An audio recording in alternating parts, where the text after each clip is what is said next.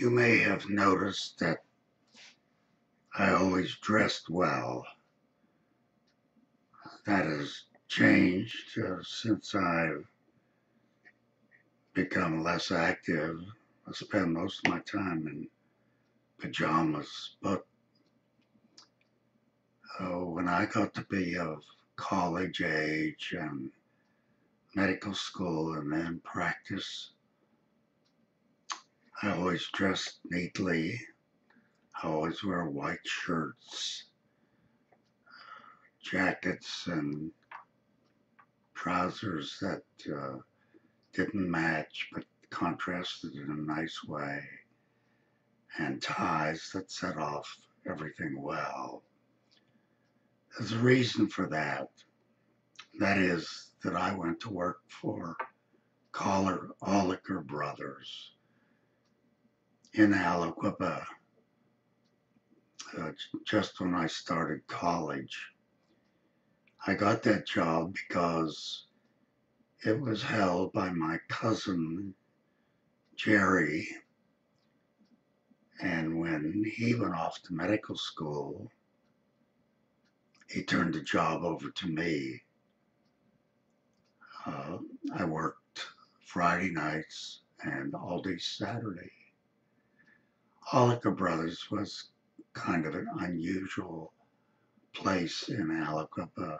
Aliquippa, as you know, was a town of a steel mill, and the men particularly wore working men's clothes, but they had no place to really get very snappy, up-to-date clothes. All that changed when the Oliker brothers came to town and set up a small shop right across the street from the company store where most men bought their clothes. Al and Jerry Oliker had been traveling salesmen of men's suits as far as I can remember. But they came off the road and found this small shop where they could hang up suits and display some shirts and ties and socks. They did extremely well, and within a couple of years, they expanded to a very, very attractive men's store. Must have been 30 feet across and 75 to 100 feet deep. There was a lot of display place, and they expanded and paid good attention to their personnel. For me, it was unusually attractive. Here I was, about 16 or 17 years old, just when I was thinking about clothes, men's clothes, and how I should look, mostly for how I looked, but how I looked to the girls that I went with. My job was principally to make sure the suits were hung neatly and evenly, in an even order. The boxes and the shelves had to be evenly lined, and the neckties and socks in the display case had to be just so. I didn't do much selling. When they got unusually busy, I took care of someone who might be interested in ties or socks or even shirts. But an equal part of what went on that attracted me was I had a chance to be exposed to unusually fine literature. The first was Esquire magazine. Esquire was then large format, lots of pictures, and lots of very fine literature. Of course, there were wonderful cartoons of very sexy women. The finest cartoon was a man named Varga, and I think he was from South America someplace. The literature in the Esquire had very fine short stories and some nonfiction. I remember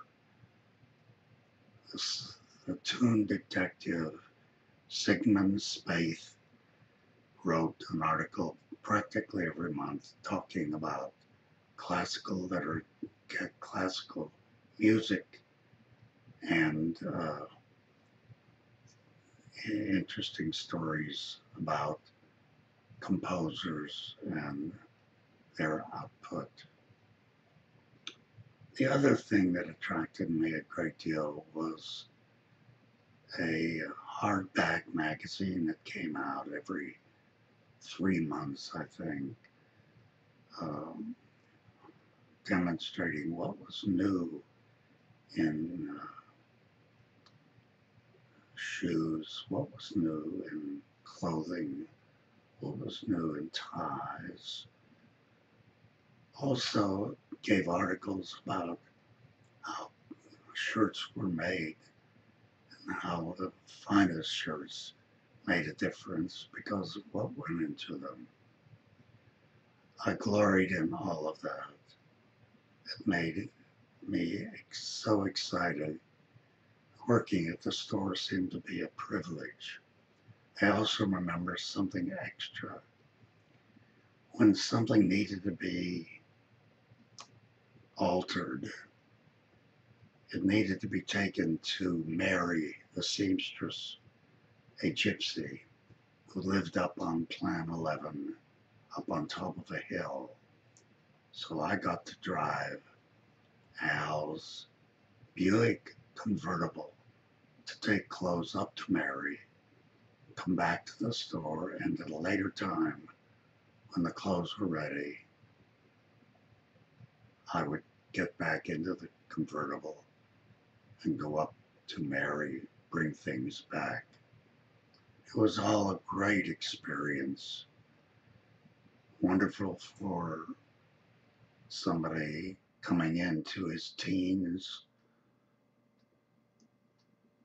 I remember that when we finished the day, Saturday, we straightened every bit of clothing up, lined the boxes, lined the neckties, lined shirts, lined socks, swept the floor so that whoever came in Monday morning was ready to go to business.